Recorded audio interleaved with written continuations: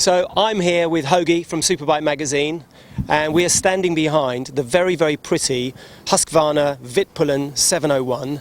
And the really boring review is it's really pretty and it's really good. Add to that. Thanks very much. Well, why don't we start by talking about the day that we've just spent and the ride that we've just ridden. Yeah, firstly, we did a bit of everything. We rode through town and dealt with a bit of traffic, and it was hassle-free. It seemed to ride in a very neutral way. The gearbox works really well, the engine's nice, the fueling's good. All of that was good. We were doing, 150, 160 kilometres an hour at times. Yeah. It didn't run out of puff. In fact, I was in fifth at one point and realised there was another gear, so that was good. And then we did some proper mountain twisties. Pushing.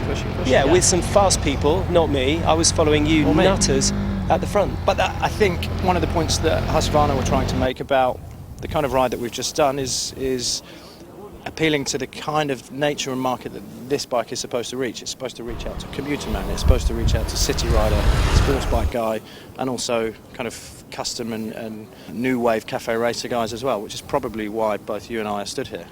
So that's quite a broad brief though, isn't it? Trying to be all things to everyone. I mean, I don't know if I'm convinced that it's all things to everyone. I think you can't deny the performance this bike has. Yeah. That's the key thing, isn't it? You know, the most powerful production single-cylinder motor in the world, coupled with a beefy Brembo 4-pot radial mount brake and adjustable suspension. You're going to be hard pushed if you can convince a commuter or a city guy that that's the kind of package that he should be looking for. No, not at all. I mean, if you buy this and you're a commuter, it's because you want to be different, you want to be a bit cool, you want to ride a Husky, and you want something that everybody is going to point at and go, wow, what is that? Well, it's certainly going to do that, isn't it? I think it's hard to quantify exactly what the styling does for you and for me, because I think it's probably a little bit different for absolutely everyone. One thing that you can absolutely guarantee with it is it's going to draw a crowd pretty much wherever it goes, isn't it?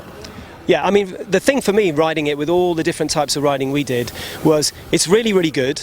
It does everything pretty well, but for me it really came into its own where we were in proper sweeping twisty roads because of the clip-ons. Yeah. For most of the other riding we did, I'd have rather it had handlebars, and which is the Vitpilen. Yeah, I mean, every time we stopped today, that was the first point that you raised, and one that I think I agreed on as well. Despite the performance and the dynamic appeal of this bike as it stands now, I think it would also suit a set of flat bars, maybe a little bit more of a compromise made for round town comfort and city riding and seeing up over the tops of cars. But I don't think it would take away from getting out of town and maybe going to Brighton at the weekend and going for a bit of a scratch. I think it would do that just as well with flat bars as it does with these clip-ons. Yeah, it's a bike that will do everything, so I think it works in quite a few different configurations.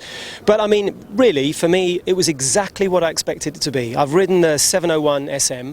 You're a singles fan as well. And I like big singles, and I don't just mean I go to date nights for fat ladies. I do go to weird bars, but I've always liked big singles. But actually, this is really revvy for that. You don't get the engine braking, and also it revs much higher. Yeah, so much higher. I mean, I was talking about it earlier and saying it had a little bit of a Jekyll and Hyde nature where you could ride it around town and not ever really realise that if you hang on to it, it'll make 77 horsepower at 8,500 revs. Single-cylinder motors shouldn't rev as high as this does and still be tractable and usable and make you smile.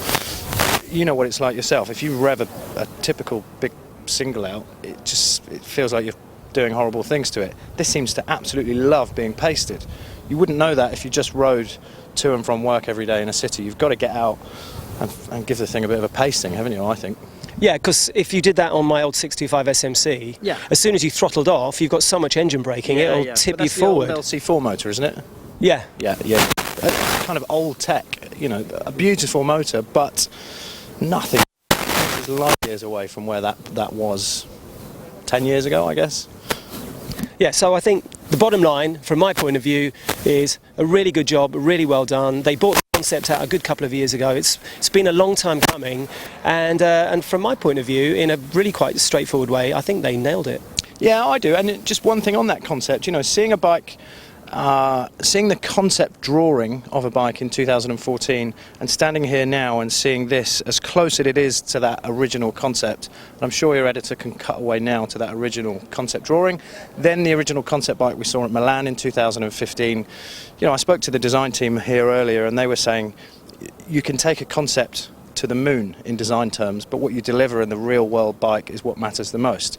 And I think looking at bikes like KTM 790 Duke that was launched a couple of weeks ago, that got a little bit of a pasting because the concept video, the teaser video and the concept bike was beautiful. It had this kind of MotoGP inspired undersea exhaust and it looked trick as you like. But then EU4 got in the way, there's an airbox to fit in as well, and actually the reality is you get this kind of pug ugly exhaust that hangs around up the side and people are left feeling a bit meh. So the fact that this looks as it does, as different as it is and as weird as it looks, the fact that it's so close to that original idea in the first drawing that they came up with, I think it's commendable is a little bit too grown up a word for me to use too often, but I'm going to use it this time. Yeah, they've delivered on their promise. Absolutely. Well, thanks, John. Good to see you again, as usual. See you again.